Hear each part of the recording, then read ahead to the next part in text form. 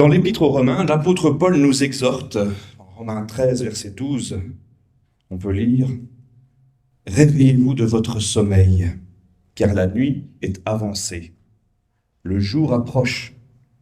Dépouillez-vous des œuvres des ténèbres et revêtez les armes de la lumière. » Alors pour commenter ce verset, un ancien disait qu'à chaque fois que la pensée lui venait en tête, il lui disait « Fais relâche aujourd'hui et demain tu te convertiras ». Lui, il venait alors une réponse et il disait « Non, non, aujourd'hui je me convertis et demain que ta volonté soit faite ». Aujourd'hui, nous allumons la première bougie de l'Avent. Voilà. Cette bougie nous rappelle de veiller avec espérance et à nous préparer à la venue du Christ. Et je vous invite à la prière pour débuter ce culte. Seigneur, relève-nous de notre torpeur, de notre engourdissement. Réveille en nous l'urgence de ton évangile. Ressuscite en nous le désir de te suivre. Que plane sur notre assemblée le souffle de ton esprit. Que descende sur nous la grâce de Jésus-Christ. Et je poursuis cette prière avec les mots du livre d'Ésaïe au chapitre 63. Seigneur, tu es notre Père. Toi que nous nommons depuis toujours notre libérateur. Pourquoi, Seigneur, nous as-tu laissé nous égarer loin de ta route et nous obstiner à rejeter ton autorité? Reviens. Pour l'amour de nous, qui sommes tes serviteurs, le peuple qui est ta propriété, pardon. Il y a si longtemps que nous ne sommes plus le peuple sur lequel tu règnes, le peuple qui porte ton nom. Ah, si tu déchirais les cieux, si tu descendais. Oui, tu descendrais, et devant toi les montagnes seraient ébranlées. Jamais on n'a entendu dire, jamais on n'a remarqué, jamais on n'a vu qu'un autre Dieu que toi ait agi de la sorte pour celui qui compte sur lui. Amen. Et je vous invite à un premier cantique. Bénis Dieu.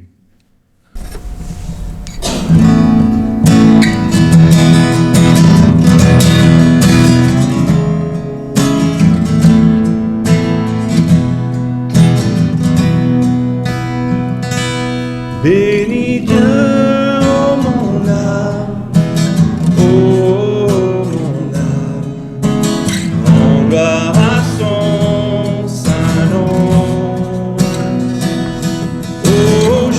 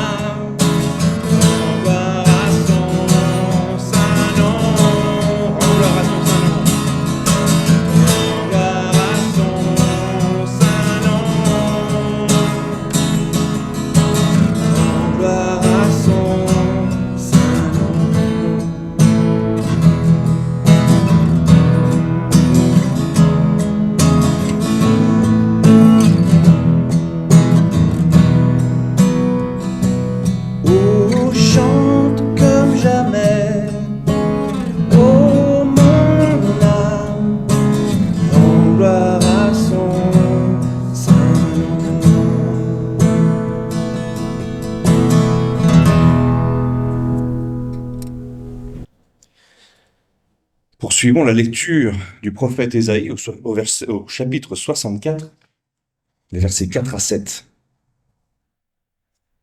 Tu viens à la rencontre de ceux qui font ta volonté, qui la font avec joie et qui pensent à suivre les chemins que tu as tracés. Si tu t'es irrité, c'est que nous étions coupables. Mais c'est toujours sur ces chemins que nous trouverons le salut. Nous sommes tous impropres à ton service, comme un objet impur. Et toutes nos belles actions sont aussi répugnantes qu'un linge taché de sang. Pardon, excusez-moi. Nos fautes nous emportent tous comme les feuilles mortes balayées par le vent. Il n'y a plus personne pour s'adresser à toi, pour se ressaisir et s'attacher à toi, car tu refuses de nous voir. Et tu nous as livrés, découragés, au pouvoir de nos fautes. Et pourtant, Seigneur, c'est toi qui es notre Père. Nous sommes l'argile, tu es le potier. Tu nous as tous façonnés.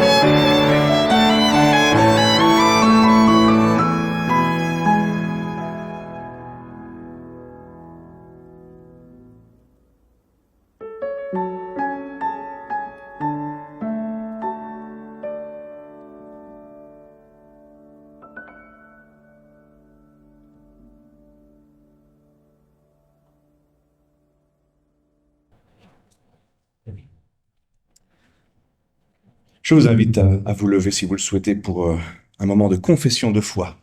tiré du livre La Galette et la Cruche au volume 3, si vous le cherchez, la page 108 et 109. Le titre, c'est « Heureux ». Donc on devine quand même que c'est tiré des Béatitudes.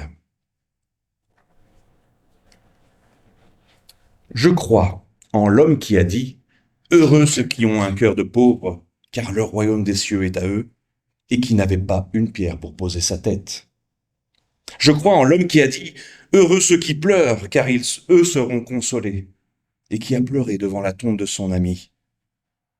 Je crois en l'homme qui a dit « Heureux les humbles, car eux hériteront la terre. » et qui s'est agenouillé devant les disciples pour leur laver les pieds. Je crois en l'homme qui a dit « Heureux ceux qui ont faim et soif de justice, car eux seront rassasiés. » et qui a touché le lépreux pour protester contre son rejet.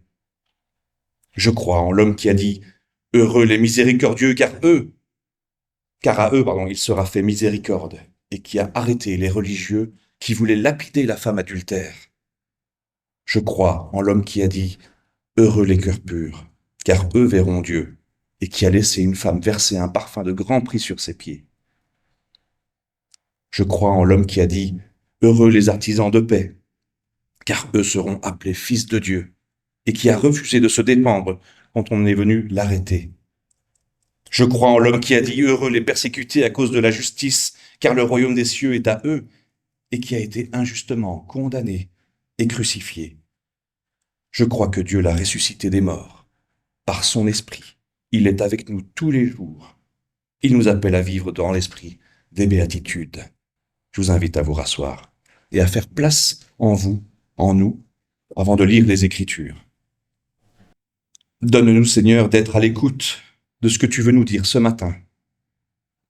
Accorde-nous la grâce du silence intérieur pour que ta parole nous rejoigne et qu'elle parle à nos cœurs. Que par ton esprit, le passage de l'Écriture que nous allons écouter devienne bonne nouvelle pour nos vies. Amen. Je vais laisser la place à Philippe. Philippe Laurent, qui est déjà venu il y a si peu de temps pour nous présenter le sel, mais aujourd'hui il vient de son propre chef.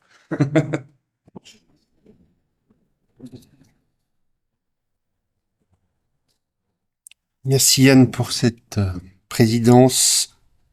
Notre lecture ce matin se fera dans l'évangile de Jésus-Christ selon Matthieu, au chapitre 24, les versets 37 à 44. Évangile de Jésus-Christ selon Matthieu, chapitre 24, les versets 37 à 44.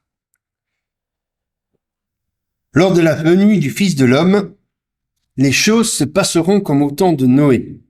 En effet, à l'époque qui précéda le déluge, les gens étaient occupés à manger et à boire, à se marier, à marier leurs enfants, jusqu'au jour où Noé entra dans le bateau. Ils ne se doutèrent de rien, jusqu'à ce que vienne le déluge qui les emporta tous. Ce sera la même chose lorsque le Fils de l'homme viendra. Alors 2 ouvriers travailleront côte à côte dans un champ, l'un sera emmené, l'autre laissé. 2 femmes seront en train de tourner la pierre de meule, l'une sera emmenée, l'autre laissée. Tenez-vous donc en éveil, puisque vous ignorez quel jour votre Seigneur viendra. Vous le savez bien, si le maître de maison savait à quelle heure de la nuit le voleur doit venir, il resterait éveillé pour ne pas le laisser pénétrer dans sa maison.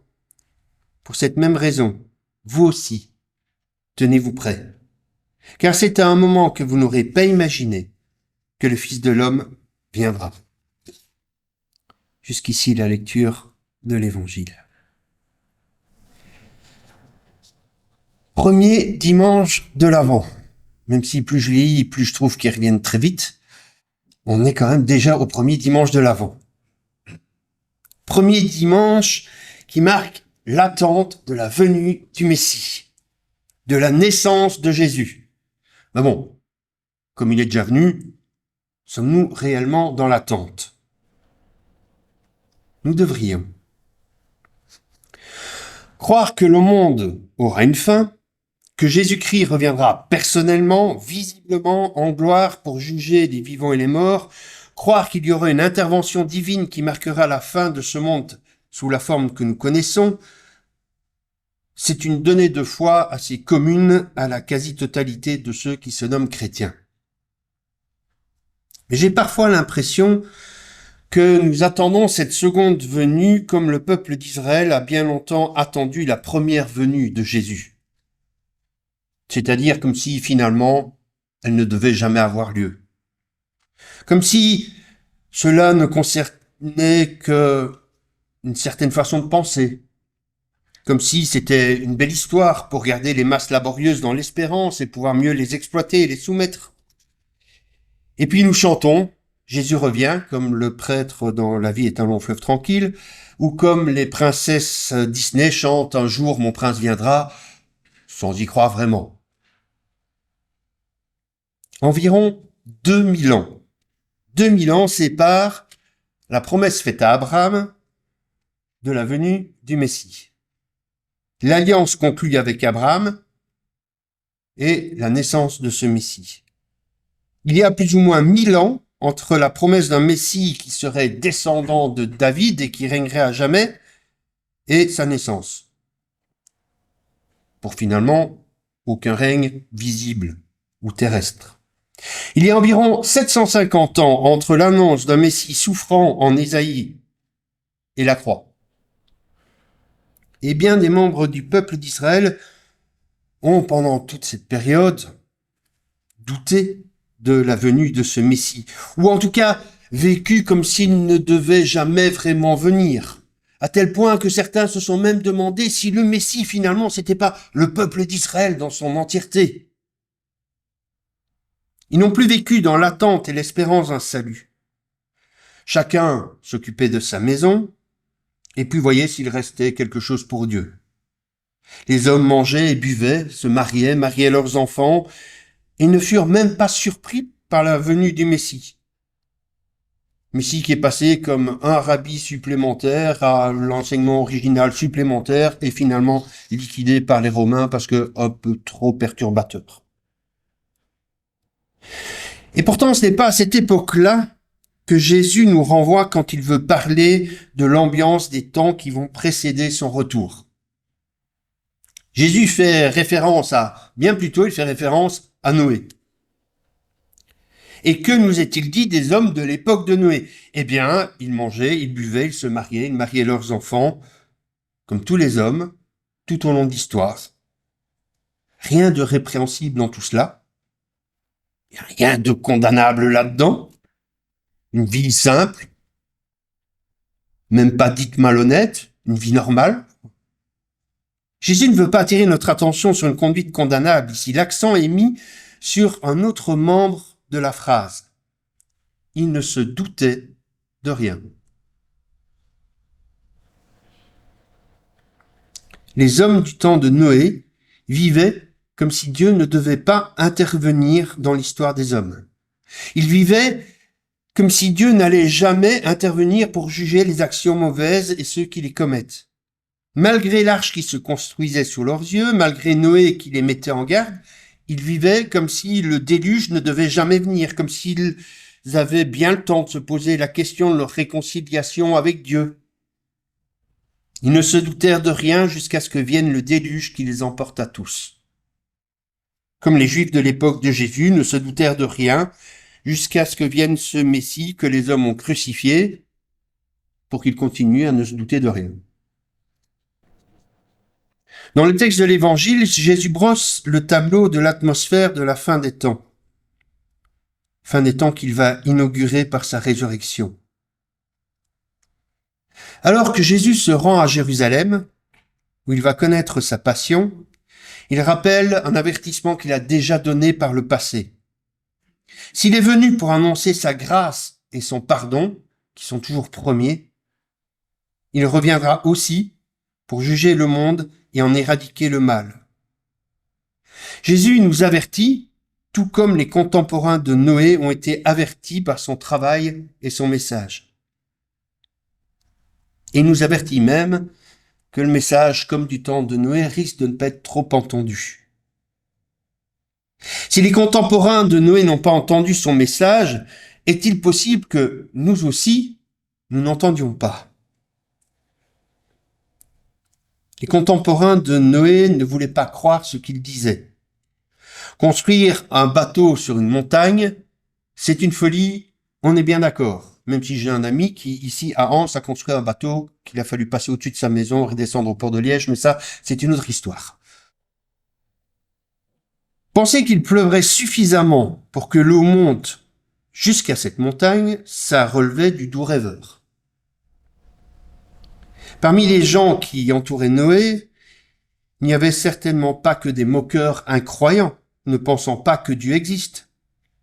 Il y avait certainement des gens qui croyaient en Dieu, des gens pour qui suivre Dieu avait un sens, signifiait quelque chose, des gens qui prétendaient être à l'écoute de Dieu, des gens que l'on retrouverait sur les chaises des églises aujourd'hui.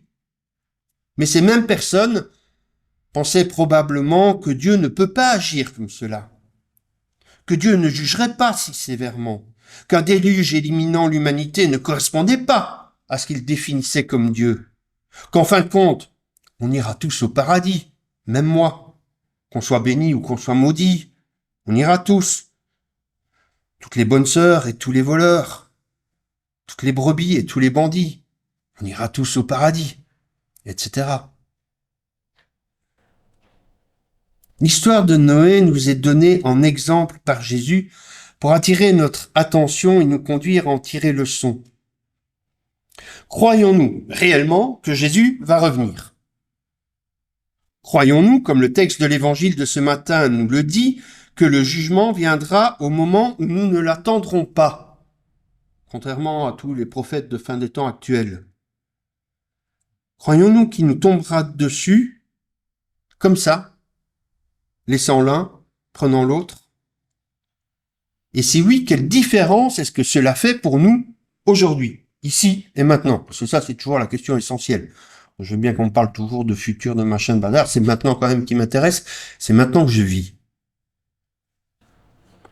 Depuis que je l'ai entendu, j'ai toujours été frappé par cette phrase de Jean-Jacques Goldman qui parle de tous ces gens qui vivent comme s'ils ignoraient qu'un jour, il faudra mourir et qui se font surprendre au soir.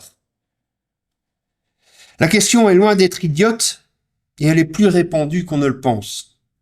Pascal Obispo la posera à sa manière. Si l'on devait mourir demain, qu'est-ce qu'on ferait de plus? Qu'est-ce qu'on ferait de moins? Et si, comme les contemporains de Noé, nous étions tous en train de nous boucher les yeux et les oreilles, de nous distraire, comme l'aurait dit le philosophe Pascal, afin de ne pas y penser, mais avec le grand risque de se faire surprendre au soir.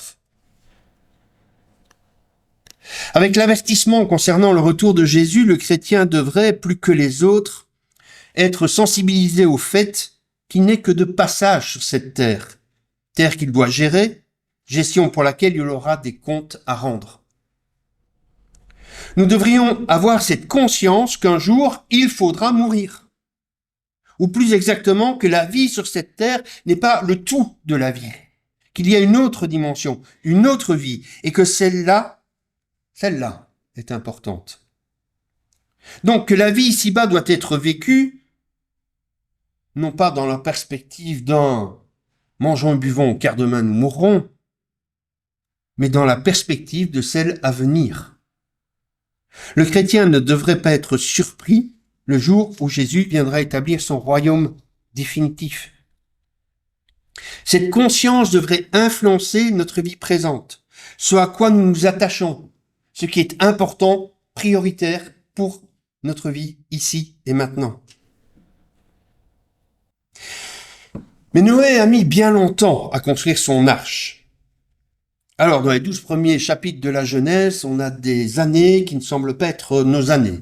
On a des années assez surprenantes, avec des durées de vie extraordinaires, des années qui, à mon sens, nous échappent. On ne voit pas trop bien quelles sont ces années. Elles ne semblent pas être les mêmes que les nôtres. Mais bon, attachons-nous aux chiffres qui nous sont donnés. Noé a mis 120 ans à construire son arche. Quelle que soit la nature de ces 120 ans, cela représente de toute façon 15% du temps de vie de Noé, puisque le même texte nous dit 950 ans pour Noé. 15%. Si nous reportons tout cela à notre échelle, c'est comme si Noé avait commencé à construire l'arche vers ses 48 ans, pour l'achever à 60 ans. Il y a de quoi devenir moqueur, avouez. De quoi penser que l'interpellation et l'avertissement de Noé quant au jugement n'étaient que des histoires, 12 ans à voir une espèce de prophète illuminé construire une arche sur une montagne. Elle regarde les faire, et elle entend dire, si, Dieu va envoyer un déluge, il va tous vous noyer, faut monter dans le bateau. Ouais, Noé, continue seulement à taper sur tes clous. Aujourd'hui, cela fait 2000 ans environ que Jésus a annoncé son retour pour le jugement. Beaucoup pensent que les chrétiens sont comme Noé, attendant quelque chose qui ne viendra jamais. Alors Dieu serait-il en retard? Ce prétendu retard de Dieu n'est en fait que le signe de sa patience et de sa grâce, cette patience renouvelée de la part de Dieu qui ouvre un avenir, qui ouvre une espérance à celui qui n'en a pas en l'appelant à venir à lui. C'est le temps ouvert par Dieu pour que tous ceux qui le veulent puissent connaître son amour et son salut et en jouir. Le temps que nous vivons maintenant est un temps donné pour la grâce, pour le salut, pour la repentance, pour le retour à Dieu, pour créer cette relation avec Dieu. Du temps de Noé, la porte de l'arche est tout le temps restée ouverte, jusqu'à la première goutte de pluie. Si l'attente nous paraît longue, si vous avez moins de patience que Dieu, vous devez savoir que le jour du Seigneur viendra comme un voleur. Alors, je ne sais pas s'il y en a parmi vous qui ont déjà été victimes de cambriolage, mais quand ils sont venus chez moi, ils m'ont pas prévenu, hein. Ils sont venus. J'ai jamais vu un voleur qui prévenait de son passage, à part Arsène Lupin, mais bon, ça c'est une fiction, hein. Le voleur surprend toujours. On ne l'attend jamais. On est toujours convaincu que, ouais, ça arrive, mais pas chez moi. Jusqu'au jour où ça arrive chez nous. Ce jour arrivera donc soudainement. Par conséquent, nous sommes appelés à veiller et à être prêts. Que faire en attendant? C'est quoi veiller? Jésus nous dit qu'il nous faut attendre. Mais attendre pas de façon passive. Pas comme on attend son tour à la caisse du supermarché. Attendre en veillant. La veille, c'est cette vie qui se base sur les principes et les valeurs du monde à venir. C'est l'attitude du serviteur qui obéit à son maître, même si le maître n'est pas là. C'est l'attitude de celui qui est fidèle à son conjoint, même si celui-ci est en voyage. C'est l'attitude de celui qui construit une arche, même s'il ne pleut pas. Ainsi, le Nouveau Testament ne nous appelle jamais à une vie sainte pour le principe de la vie sainte, pour le principe de mener une vie honnête. Il nous appelle à la sainteté en vertu de notre espérance, comme une conséquence de cette espérance. C'est elle qui motive notre comportement, la façon de mener notre vie chrétienne. Si vraiment l'avenir est là, si vraiment ce que nous voulons vivre est là, alors vivons dès maintenant selon cette perspective-là, dans ce sens-là. Puisque le monde actuel est appelé à disparaître, à changer, combien notre conduite et notre piété doivent-elles se développer dans la perspective du monde à venir? Ainsi, nous ne serons pas surpris, notre espérance, le but de notre vie, l'important dans notre vie ne doit donc pas être placé dans ce monde-ci, dans ses apparences, dans ses valeurs, dans ses buts, parce que tout cela ne durera pas. Notre espérance est celle de l'attente de la promesse d'une nouvelle terre, de nouveaux cieux, où la justice et l'amour régneront. Nous sommes comme suspendus aux lèvres du Seigneur, attendant qu'il prononce la parole finale. Ce moment béni où seront révélés les fils de Dieu et où la création sera transformée. Si nous posons notre regard sur ce monde à venir, notre manière de vivre aujourd'hui ne peut qu'être transformée. C'est un monde où la justice habitera, où le monde sera réconcilié, où tout sera ordonné, où il y aura une harmonie entre le Créateur et la création, où sera pleinement visible le triomphe de Dieu, où nous aurons enfin l'exaucement de la prière de l'Église depuis 2 millénaires. Que ton règne vienne et que ta volonté soit faite sur la terre comme au ciel. Alors si c'est ça notre espérance, eh bien dès maintenant, œuvrons pour que notre manière de vivre soit transformée, pour que nous vivions dans un monde où la justice et l'amour règnent, dans notre monde d'abord, pour que nous œuvrions pour tout ordonner dans notre vie, pour que nous mettions en harmonie le Créateur et la création, pour que nous manifestions dans notre vie le triomphe de Dieu sur toutes nos chaînes et nos casseroles. Que ton règne vienne et que ta volonté soit faite dans ma vie comme au ciel. Si nous regardons vraiment ce monde, alors nous ne pouvons qu'en être transformés pour mener une vie sainte.